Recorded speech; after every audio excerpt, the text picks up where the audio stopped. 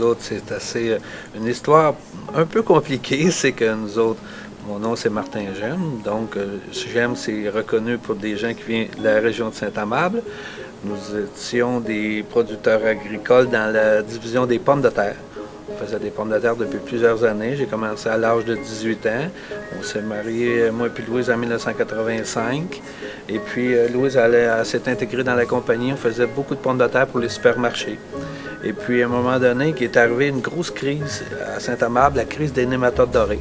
Et là, on s'est dit, on ne peut plus produire des pommes de terre. Qu'est-ce qu'on peut faire? Parce qu'à l'âge de 45 ans, on ne pouvait pas arrêter complètement puis se tourner les pouces. Il fallait continuer dans quelque chose qu'on aimait, quelque chose qu'on connaissait, la terre. Et là, on a pris un avion. On a sauté dans l'avion, on a monté en Europe. Et on a décidé d'aller voir qu'est-ce qui se passait, la tendance des marchés. En Europe, c'est quand même, l'agriculture est très avancée, puis c'est des produits un peu du terroir, puis ça nous intéressait ce domaine-là. Puis à partir de là, on a décidé là, de se lancer dans la vigne. On était voir les mauvais et les bons côtés, on a vu juste des bons côtés. Pour nous faire du vin, on aimait le vin, on adorait de boire du vin, mais on ne connaissait pas faire le vin. Et on s'est entouré de personnes, un œnologue français qui nous montre comment faire du vin. Puis avec nos fameux, comme je vous dis, notre terroir qui est spécial. Plus moi et Louise, on a mis l'épaule à la roue les deux. Avec nous, on a deux jeunes filles. Une, Claudia, 24 ans, Vicky, 22 ans, qui nous aide sur la ferme. Puis à partir de là, on est rendu avec 10 000 vignes. Puis c'est parti, notre domaine est parti. Suite à la découverte du nématode, il a fallu changer vraiment de culture, changer d'orientation, relever un nouveau défi.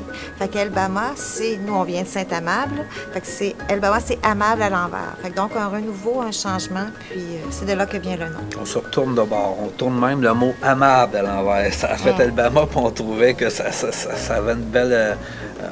avait un beau son, puis là, à un moment donné, quand on a vu ça, tout le monde, il trouve que ça a l'air espagnol, mais en fin de compte, ça a l'air européen, mais c'est vraiment le mot amable qui revirait à l'envers, parce qu'on s'est reviré de bord.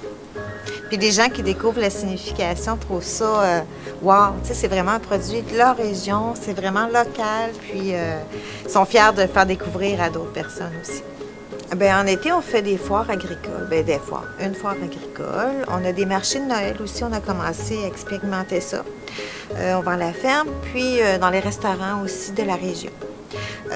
C'est de cette façon qu'on se fait connaître. Puis peu à peu, les gens reviennent ou ils nous ont vus là. Puis c'est vraiment une belle publicité. Mais c'est les marchés, des foires et la fête des vendanges nous donne une très belle visibilité aussi.